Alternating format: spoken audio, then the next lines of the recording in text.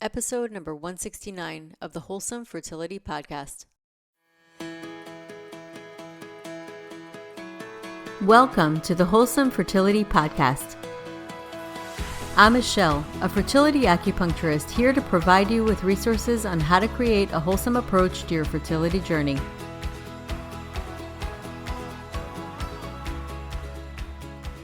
Welcome to the Wholesome Fertility Podcast. So today I want to talk about at what point do you decide in your fertility journey to take a different path? So I know a lot of my patients and a lot of people that I work with, they try IVF for many, many years and many, many rounds that end up not working out. And the question is, at what point do you make a change? And at what point do you decide to look into different avenues? And this is a really, really important question because I actually have seen people come to me after years of doing IVF. So this is like they've done years of IVF. It wasn't working. Many failed IVF rounds. And then they decided to come to try acupuncture and we started to talk and I usually do a treatment plan, we speak, and I also advocate and help them in their process. And oftentimes, what I end up doing is suggesting for them to speak to new doctors because they've been for many years doing the same thing with the same doctor, with the same perspective. And sometimes just talking to another doctor, I'm not telling them to switch doctors, but just to get other opinions. And sometimes when that happens and they get a different opinion, they may get a different expertise, a different perspective, and that a lot of times changes the protocol. It changes the protocol because there's always a different perspective and a different style of implementing IVF. And it not only changes the protocol, but a lot of times changes the outcome. And this is the key thing that I want to mention today. It seems counterintuitive that you would do the same thing. You're going to an IVF. Like, what's the difference between one and another? Because typically it's a standard. There's a standard protocol and process. However, every doctor has their own way of looking at things and style of implementing and theory and philosophy behind what they do and personality, really. And ultimately, that is something that is really important to align with for yourself, because even if a person's really good at what they do, they can be great. If you personally don't align with them, I believe that can impact how you end up doing. So not only would that change the outcome or can change the outcome, the potential is there, but it's also important to advocate for yourself. So a lot of times a woman will come to me and will say that she had a gut feeling or something that like they wanted to address, and that specific thing the doctor didn't really agree with or didn't think was a big deal. For example, I had actually a couple of cases of this, of people miscarrying after hearing the heartbeat and wanting to find out more. Is this like an autoimmune condition? Is my body attacking? I had Dr. Vidali come on and he spoke about this exact situation. When you hear the heartbeat, the chances of survival are much higher. So if you lose a baby or lose a pregnancy after the heartbeat is heard, then one should really look into it and test the tissue. And in both these cases, I had somebody online and in person go through this. In both those cases, they actually asked or mentioned it, and they were convinced that, miscarriage is normal, it does happen, and just really to let it go. So in both cases, they let it go with a feeling that maybe they should have pushed for it. And to me, I guess what was difficult about these cases and what was difficult about how they specifically felt is that they kind of knew or really wanted to look into it, and they even asked about it, but that didn't really get them anywhere. They were convinced not to do it. So they both felt like frustrated, really, really frustrated about the whole situation because they felt gypped from an opportunity to discover what's going on. What can I really find out about this? Why did my body respond that way? Was it my body or was it something going on genetically with the fetus? So these are questions that once those moments pass, those opportunities to see, we never really get them back. So that feeling after struggling and then finally conceiving and then that happening is extremely frustrating. And so my other thing that I want to mention is self-advocacy and really advocating, because ultimately, as knowledgeable as many doctors are, and they are, and any professional is knowledgeable about what they're knowledgeable about, nobody's God and nobody knows everything. And it's important for us to take charge and be very, very adamant about what we want. Because once that opportunity leaves, ultimately I've seen the regret, and I feel it breaks my heart to see it really with my patients and with my clients. It breaks my heart to see that, because it's like an opportunity missed or something that they could have found out at that moment to help them further investigate their fertility journey, which could be like really shooting in the dark sometimes. You're just trying to figure things out, and any chance to look into something can be huge, because it can really save you from so many things happening down the line. So when I felt that and I saw that regret, I felt like it was important to talk about on the podcast and to really shine a light on the subject, because ultimately nobody's going to advocate for you and your family the way you will. Nobody's going to advocate as strongly for you. And so to expect, I guess, the doctors to do that may not be realistic. Although many doctors will really, really go out of their way, the reality is they have a lot going on. They see a lot of people. They're very busy. And that's a lot of these places, whether it's OBGYNs or reproductive endocrinologists, they have a lot of people to see, and they barely have time with the patients. Is that right? Not necessarily, but this is the reality. This is what the offices look like. This is what the clinics look like. And this is the volume that people are seeing right now. And this is what happens when that happens. When there's a lot of volume, there's less time individually for each person.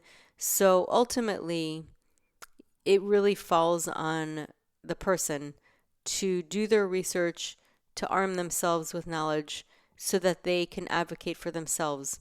And literally, my patients are some of the smartest patients I've ever met. And I was doing just general acupuncture before I decided to specialize. So I know I've spoken to many different people. And fertility patients are extremely knowledgeable because they have to be. They have to learn and figure things out. And it's tough. It's unfortunate that that falls on their shoulders. And it's important to also get lots of different perspectives. So I felt like it was really important to talk about, because truly empowering yourself in this situation is essential, because so much money goes into IVF treatments, IUI treatments, any kind of treatments. A lot of money goes into that, including acupuncture too, if you just decide to do acupuncture, but it's nowhere near the amount of money that goes into IVF. And in that case, you're spending all this money. Not just the money, you're spending time. Sometimes retrieving eggs, you're spending eggs. I mean, you're spending so much personal energy as well on something. You really might as well make sure that you're getting the best. And sometimes that means taking extra steps in the beginning. Sometimes it means having to go back and forth with the doctor. Even if the doctor is saying no, you insist. When you insist, they're not going to argue back too much because ultimately they're liable. You can definitely say, I'm asking for this, put it on record. This is what I want. This is my will. And if they don't want to do it, you can go to another doctor. And sometimes you don't really have that choice. So it is important to really, really be strong on your position if you want something tested. And I'm not talking about telling them how to implement a strategy or any kind of protocol, because ultimately that's their job. They really do understand how to treat.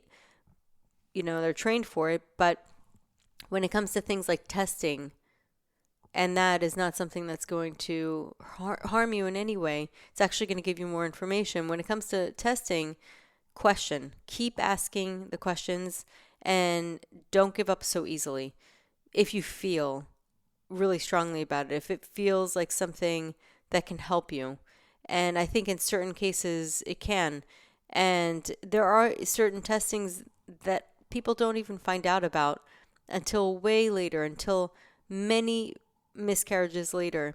And to me, that is really, really a shame, because why have somebody go through so much and so much loss and not get any answers, and then have to go through more losses because they don't get answers? To me, it's just a shame. It's sad. It's not right. And I think women should feel more empowered, and they should look into all the things that can really impact their fertility. Like, why is there recurrent miscarriages? Like, why is this happening?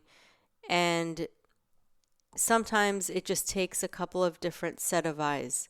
So that is why I think number one key point, get a second opinion. Even if you love your doctor, get a second opinion. You know why? Either the second opinion is going to be a great idea that you haven't thought about, or it's going to prove to you that your first doctor is amazing. So there's no way anything is lost when you ask for a second opinion. Nothing's lost. You just get more perspectives. And sometimes I know that that initial feeling is like, oh my God, if I get another perspective, I'm going to be completely confused. But actually, that's not the case. You're going to have more information, and it'll also solidify some thoughts that you felt strongly about. Because sometimes if you have a thought about, a decision that you want to make, and then you get a couple of different opinions, some of them might even confirm your original thought. So it's really, really super important to have that. And a great example, an interview that I had a while back about creativity and fertility, is with Jasmine Katatakarn, and she went through the same thing. She went through many courses of retrievals that didn't work out, and she was waiting to get to the point of transfer. She couldn't even get to the point of transfer because the retrievals didn't work out. So she ended up speaking to her acupuncturist, a different perspective. Now, the acupuncturist is not a reproductive endocrinologist, but she works with some of them and she knows a lot about them. Really, mostly, we learn from our patients, just from listening to our patients and getting their background and their stories and their experience. And so she found out, she sent her to another reproductive endocrinologist that she suggested. And instead of giving up, which the first one told her to, basically, she said that there's no chance. Actually, it was less than 1% chance that she would make it with her own eggs. So basically, moving forward, she wasn't going to do another retrieval. She was only going to do egg donation, which that may be great as well. So this isn't something that I would suggest one way or the other. But she ended up deciding to go to this other reproductive endocrinologist because in her gut, she felt this is not it for me. Like, I need to really uncover this and figure this out. So she went to another specialist who did not happen to agree with the first one. He actually said that to her specifically. He said, I don't agree with what your last reproductive endocrinologist told you. So keep in mind as well that many offices have these statistics and they don't want to fail. So if they feel that there's any risk to going forward, sometimes they're not going to do it. They just don't want to do it because they're afraid of not having many missed retrievals or retrievals that don't work, because ultimately that adds to their stats. So is that right? Is that wrong? Who knows? Obviously it's not right. It's not in the best interest of the patient because it's more in the interest of the office. But the reality is that plays into a part because they're an office and they're trying to make it and, make a living. And so that's something that happens. Whether it's right or wrong, that is something that happens. So it's not about deciding what's right and what's wrong. It's more about sharing what the reality is so that you know that in the back of your mind and you don't let that dictate your own journey and your own health and your decisions. And it's just something to keep in the back of the mind because ultimately it just plays a part in the process, in the system. It's just part of it. So many times I'm sure doctors will still consider the person and treatment in mind. And there's many amazing doctors that are so dedicated. So this isn't even talking about doctors, it's talking about perspectives and that everybody has a different perspective and that not one perspective is the end all be all and not one perspective is totally wrong. That's why it's important to get a range of different perspectives so that you can get a better idea of the big picture. And that will help you ultimately make the best decision for yourself as a couple and a family. And really, the whole point of this episode is to empower you because I've seen so many times people going through so many years of the same thing and then nothing changing until they make a decision and kind of pivot the path and consider a different path. And that's when things start to move. And ultimately, that's the energy of life. And I see it reflected, everything reflects in the whole. I see it reflected in the body. The same thing happens when I create a protocol for treatment for acupuncture and something doesn't work. There's a resistance. So we pivot. We pivot with herbs, we pivot with acupuncture. It's important to pivot and be flexible in any path, in any situation. Once you do that, a lot of times you'll figure out what it is that you'll need, why things weren't working. And if things keep not working, that's the question, at what point do you pivot?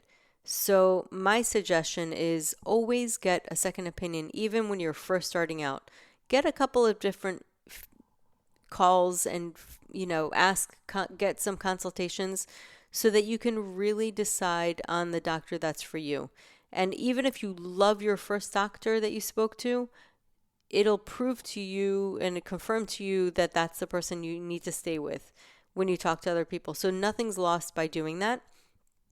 So that's number one, getting different perspectives. I would even get different perspectives from different types of practitioners. You could do wellness practitioners, acupuncturists, naturopathic doctors. There's many different ones. If you can, not everybody is able to, but if you can, that would be very beneficial. And I understand also not to overdo it because sometimes you can go crazy, like down the rabbit hole of Google and researching. And that's not so much what I'm talking about. I'm talking about just like going to doctors, getting opinions on, and then, you only need to do really your labs once, but then you can ask them about the different types of testing that you can do and ask all the different doctors this. It'll help you out so that you are not just deciding on the first thing that comes along and it's just one perspective. And sometimes things can be missed. It's just human error. Things can be missed. And so the best way to get around that is to really get different opinions. And then sometimes you do that. There's no stone left unturned and you have no other option.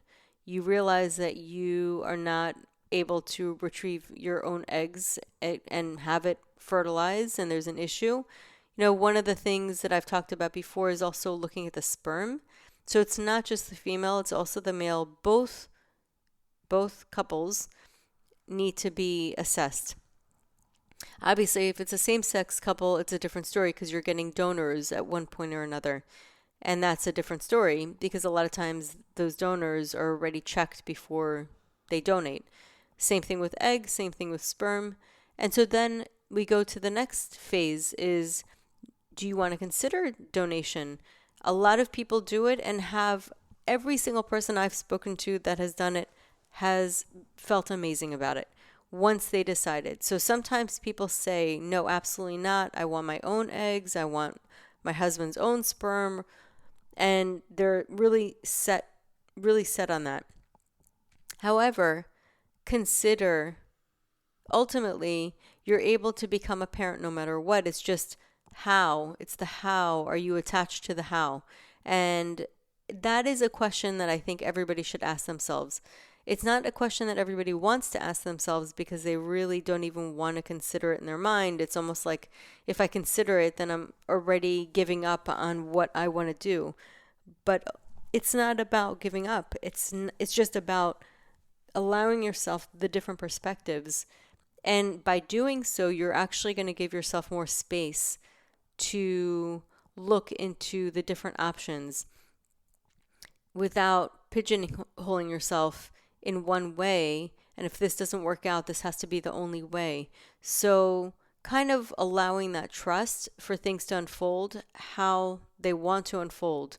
Because to me, really conceiving is very much similar. It's kind of related to meeting a partner in life, the partner that you meet. It's about, if we come at this like, okay, that's the person, I'm making that my person, and that's what's going to happen. And then that person isn't really feeling it, and it's not truly aligning. Then it becomes almost like, oh my God, I have to make this happen. I have to make this work. And we've all been there where we liked somebody else and they didn't reciprocate. And we fought that for a little bit, thinking like we're going to make this happen, and it doesn't happen. And that feeling, that ickiness, that frustration, we've all felt that at one point or another. If you haven't, then you're a unicorn. But that is something that we've all gone through, whether it's a job that we wanted or, and obviously I'm not trying to compare wanting to have kids with a job, but it's the same underlying energy of trying to make something work the way you want it to work. So it's not about making it happen because we can all be parents if we choose, and it doesn't have to be our own genetics. It's a choice. Do we want to become parents? We can become parents ultimately, but it's the how and how attached we are to the how. So that is when we're talking about the different paths. Asking yourself, am I willing to, if need be, adopt? Am I willing to get embryo donor? Am I willing to get sperm donor? Am I willing to do egg donor? Those are things to ask yourself ultimately. And it's not to say that you're making that decision. It's just, would you be willing to do that?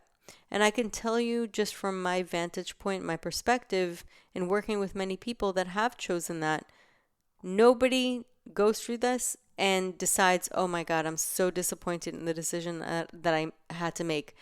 That's not the case. The case in the end is that they love their kids no matter what, and that those kids are their kids. There's no separation, there's no difference. They feel that those kids are their kids. So that's the truth. And I'm not saying this so that you can make this decision or to try to convince you one way or the other. In the end of the day, that's the truth. So the fertility path could look so different for so many different people. And I think that's a key thing to keep in mind, is that part of it is our vision. Just like anything in life, we have our own vision of what we would want. And ultimately, I believe that when a person gets that vision, That's already the conception. So, like when a woman or couple feels that urge and they really feel it strongly, like they are so ready to become parents and to welcome a child, that is already the beginning of the conception. That's my belief. It's just a feeling that I have. I really do believe that that urge is not there for nothing. It's actually something that is meant to be there. And I think it's there because it's kind of like a calling and it's like really legitimate. So that's what I truly, truly believe. However, however, how that happens, that is what we need to surrender. That's like exactly how it happens. And that doesn't mean to surrender and not put effort in. It means that we put effort in, people put effort in, but they don't dictate exactly how it's going to happen. Just like when you meet a partner, you don't dictate exactly how it's going to happen. It happens. You connect and it's organic, and that's ultimately the best foundation to really have it. So part of its effort, it's a dance. You put effort, but you're also receiving and kind of allowing. And so it's this dance back and forth of putting effort to doing the best that you can possibly do. Everything that you can possibly do, do the best. Just like in the book, The Four Agreements. Love that book. But he says, do your best and don't do more, don't do less. Just do your best. Because if you do more, you're going to exhaust your efforts. You're going to exhaust your vitality as well. And if you do less, you're going to regret it because you're going to feel like I could have done more. So you do your best, nothing more, nothing less. And if you start to see that you're hitting a bunch of walls, whether it's with the same doctor, the same office, or the protocol that you're choosing, you keep hitting walls, that's a time to reassess. And that's why I think even from the beginning, it's important to reassess all the different options you would be willing to take. Not what's your favorite, what's the one that you want, and so on. What are the different options you would be willing to take? And that could be your first favorite, your second favorite, your third favorite, your fourth, the least favorite, everything. Just put it on the table because that's going to empower you. Ultimately, you're already setting the rules from the beginning of what you want and what your desire is able to connect with. Now, sometimes that can change. And that flexibility is also important, that pivoting.